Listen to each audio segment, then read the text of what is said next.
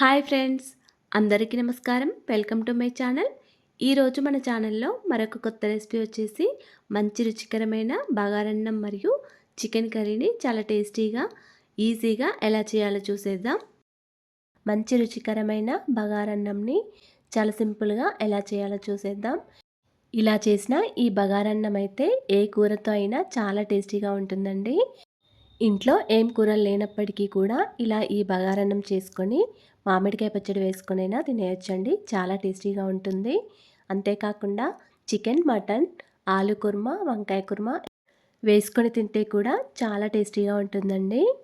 అలాగే ఫ్రెండ్స్, మా ఛానల్ని ఇంతవరకు సబ్స్క్రైబ్ చేసుకోకపోతే సబ్స్క్రైబ్ చేసుకోండి. పక్కనే ఉన్న బెల్ బటన్ని ప్రెస్ చేయండి ఫ్రెండ్స్. అప్పుడే నేను పెట్టే ప్రతి వీడియో మీకు నోటిఫికేషన్ ద్వారా వస్తుంది. రుచికరమైన ఈ బగారన్నంని ఇప్పుడు చాలా సింపుల్గా ఎలా చేయాలో చూసేద్దాం. బగారన్నం చేయడానికి ఇక్కడ నేను నార్మల్ రైసే తీసుకున్నానండి. మీరు కావాలనుకుంటే బాస్మతి రైస్ అయినా తీసుకోవచ్చండి. ఇక్కడ నేను బియ్యం కొలిచే గ్లాస్తో ఒక 4 గ్లాసుల వరకు బియ్యాన్ని తీసుకున్నాను. ఈ బియ్యం వచ్చేసి 1 కేజీ వరకు ఉంటాయండి. ఈ బియ్యాన్ని ఒక 2-3 సార్లు శుభ్రంగా వాటర్తో కడుక్కొని తగినన్ని వాటర్ వేసుకొని ఒక హాఫ్ అన్ అవర్ సేపు నానబెట్టుకొని ఉంచుకోండి. తర్వాత స్టవ్ ఆన్ చేసుకొని ఒక కడాయి లేదా ఒక గిన్నె పెట్టుకోండి. దీనిలో ఒక 2 టీ స్పూన్ల వరకు నెయ్యి, ఒక 2 టీ స్పూన్ల వరకు ఆయిల్ వేసుకోండి. ఆయిల్, నెయ్యి వేడైన తర్వాత పొడుగ్గా కట్ చేసుకొని పెట్టుకున్న పచ్చిమిర్చి ఒక 4, 5 వేసుకోండి. తర్వాత ఒక పెద్ద సైజు ఆనియన్ని కూడా ఇలా పొడుగ్గా కట్ చేసుకొని వేసుకోండి. మనం వేసిన ఆనియన్స్, పచ్చిమిర్చి కొద్దిగా ఫ్రై అయిన తర్వాత ఇంట్లో ఏమేమి స్పైసెస్ ఉన్నాయో అవి వేసుకోవాలండి.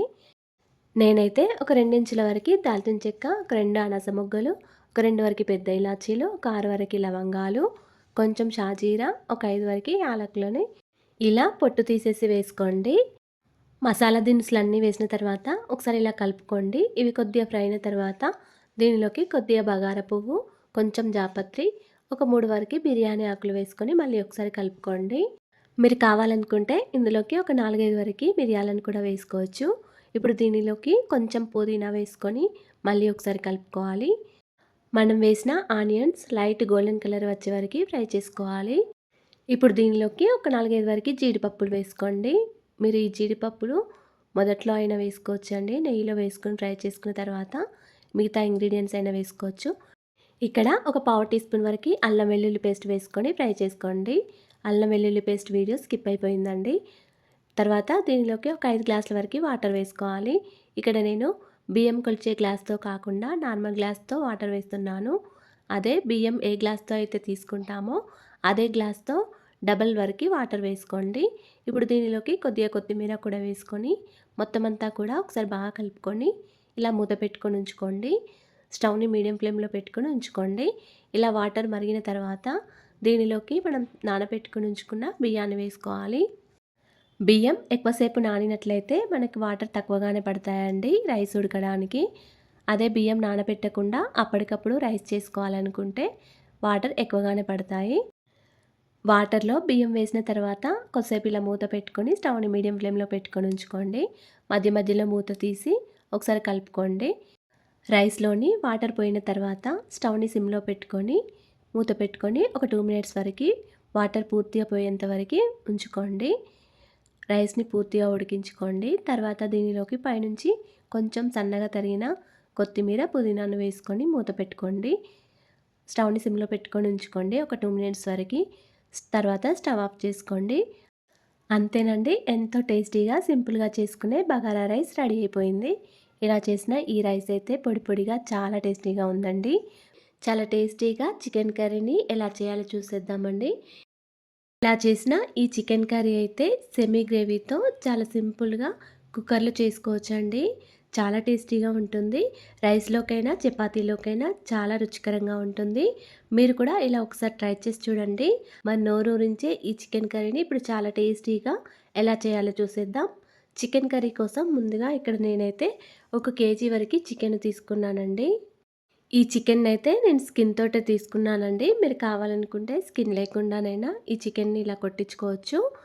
ఈ చికెన్ని ఒక 2, 3 సార్లు శుభ్రంగా ఉప్పు వేసి వాటర్తో కడుక్కొని పెట్టుకోవాలి. ఇలా కడుక్కున్న తర్వాత దీనిలోకి వాటర్ ఏమీ లేకుండా చూసుకోవాలండి. వాటర్ లేకుండా మరొక గిన్నెలోకి లేదా ఒక ప్లేట్లోకి వేసుకోవాలి. ఇప్పుడు దీనిలోకి ఒక హాఫ్ టీ స్పూన్ వరకు సాల్ట్, ఒక టీ స్పూన్ వరకు కారం, పావు టీ స్పూన్ కంటే కొంచెం తక్కువగా పసుపు, ఒక టేబుల్ స్పూన్ వరకు ఆయిల్, ఒక పెద్ద సైజు నిమ్మకాయని కూడా తీసుకొని ఇలా నిమ్మరసం కూడా ఒక గిన్నెలో వేసుకొని గింజలు లేకుండా వేసుకోండి ఈ నిమ్మరసాన్ని. ఇలా నిమ్మరసం వేయడం ద్వారా మనకి చికెన్ పీస్లకి ఉప్పు కారం మంచిగా పడుతుందండి. అప్పుడు చికెన్ కర్రీ చాలా టేస్టీగా ఉంటుంది. మీ దగ్గర నిమ్మరసం లేకుంటే ఒక టేబుల్ స్పూన్ వరకు పెరుగైనా వేసుకోవచ్చు.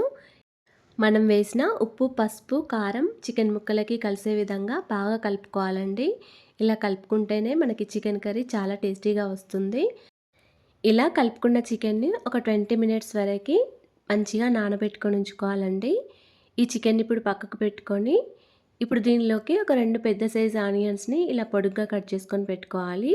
అదేవిధంగా ఒక 6 వరకు పచ్చిమిర్చి సన్నగా పొడుగ్గా కట్ చేసుకోవాలి.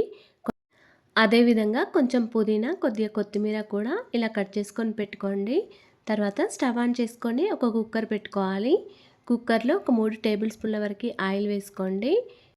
చికెన్ని మ్యారినేట్ చేసేటప్పుడు ఒక టేబుల్ స్పూన్ వరకు ఆయిల్ వేసుకున్నాం కాబట్టి ఒక 3 టేబుల్ స్పూన్ వరకు ఆయిల్ వేసుకోండి.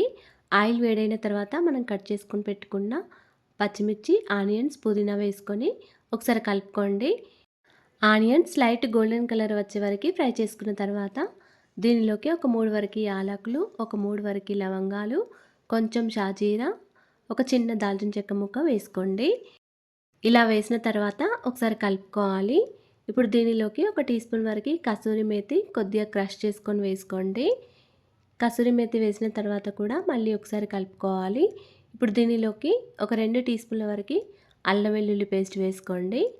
ఇలా అల్లం పచ్చివాసన పోయే వరకు ఆయిల్లో కొద్దిసేపు ఫ్రై చేసుకోవాలి. ఇప్పుడు దీనిలోకి ఒక హాఫ్ టీ స్పూన్ వరకు పసుపును కూడా వేసుకోవాలి. పసుపు వేసిన తర్వాత మళ్ళీ ఒకసారి కలుపుకోవాలి. ఇప్పుడు దీనిలోకి మనం నానబెట్టుకొని ఉంచుకున్న చికెన్ని వేసుకోవాలి. ఇలా చికెన్ని మొత్తం వేసిన తర్వాత ఒకసారి బాగా కలుపుకోవాలి. మనం వేసిన అల్లం వెల్లుల్లి పేస్ట్, పసుపు మొత్తం చికెన్లో కలిసే విధంగా బాగా కలుపుకోవాలండి. తర్వాత దీనిలోకి ఒక హాఫ్ టీ స్పూన్ వరకు గరం మసాలా వేసుకోండి. ఇలా మసాలా వేసిన తర్వాత కూడా మొత్తం అంతా కూడా బాగా కలుపుకోవాలి. తర్వాత ఒక 2 టీ స్పూన్ల వరకు కారం, ఒక టీ స్పూన్ వరకు సాల్ట్ వేసుకోండి. సాల్ట్ మీ రుచికి తగ్గట్టుగా వేసుకోండి. ఇలా ఉప్పు, కారం వేసిన తర్వాత కూడా చికెన్ని మొత్తం బాగా కలుపుకోవాలి. ఇప్పుడు ఈ చికెన్ కొద్దిగా ఆయిల్లో ఫ్రై అయ్యే వరకు ఒక 2 మినిట్స్ వరకు ఇలా మూత పెట్టుకొని ఉంచుకోండి. ఒక 2 మినిట్స్ తర్వాత మళ్ళీ మూత తీసేసి ఒకసారి కలుపుకోండి. ఆయిల్లో కొద్దిగా ఫ్రై అయితేనే మనకి చికెన్ కర్రీ చాలా టేస్టీగా ఉంటుందండి. ఇలా కొద్దిగా ఆయిల్ పైకి తేలే వరకు ఉంచుకోండి. చికెన్ని కొద్దిసేపు ఆయిల్లో ఫ్రై చేసుకున్న తర్వాత దీనిలోకి ఒక 2 చిన్న టీ గ్లాసుల వరకు వాటర్ వేసుకోండి. వాటర్ ఎక్కువగా వేసుకోకండి. ఒక 2 చిన్న టీ గ్లాసుల వరకు వాటర్ వేసుకోండి. మీకు కొద్దిగా సూప్ ఎక్కువగా కావాలనుకుంటే మరొక చిన్న టీ గ్లాస్ వరకు వాటర్ వేసుకోవచ్చు. ఇలా వాటర్ వేసుకున్న తర్వాత దీనిలోకి కొద్దిగా కొత్తిమీర వేసుకోండి. ఇలా కొత్తిమీర వేసిన తర్వాత కూడా మొత్తం అంతా బాగా కలుపుకొని కుక్కర్ మీద మూత పెట్టుకోండి. ఇలా కుక్కర్ మీద మూత పెట్టుకొని ఒక 2 విజిల్స్ వచ్చే వరకు ఉంచుకోండి. 2 విజిల్స్ తర్వాత స్టవ్ ఆఫ్ చేసుకోండి. అంతేనండి, ఎంతో టేస్టీగా సింపుల్గా చేసుకునే చికెన్ కర్రీ రెడీ అయిపోయింది.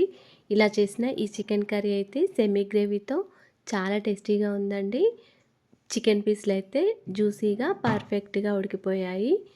మీరు కూడా ఇలా ఒకసారి ట్రై చేసి చూడండి. అలాగే ఫ్రెండ్స్, మా ఛానల్ని ఇంతవరకు సబ్స్క్రైబ్ చేసుకోకపోతే సబ్స్క్రైబ్ చేసుకోండి. ప్లీజ్ లైక్ చేయండి, షేర్ చేయండి. ప్లీజ్ మా ఛానల్ని సపోర్ట్ చేయండి. Thanks for watching.